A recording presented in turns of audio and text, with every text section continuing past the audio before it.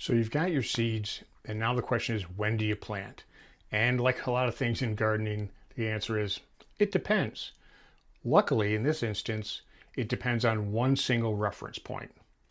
At the beginning of the season, the reference point you want to keep in mind is, when is your last frost date?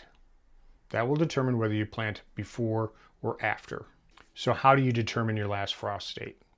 Well, seed packets often have a little map that tells you when to plant, but it's not very precise.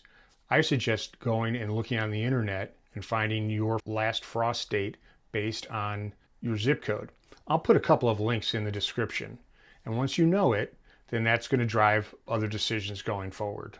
Cold season crops can tolerate cold temperatures, just like the name says. They include peas, carrots, beets, most of the brassica family.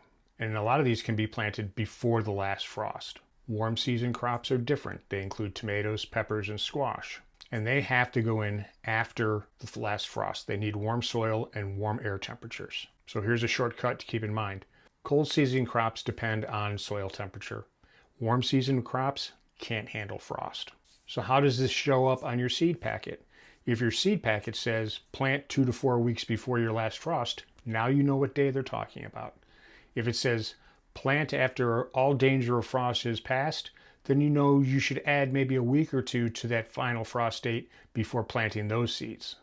And just to be sure, a couple of warm days doesn't mean that the soil temperature has heated up. Very often people get impatient and they plant things and they end up having to plant them twice because either the plant dies or the seed never germinates. Patience is key.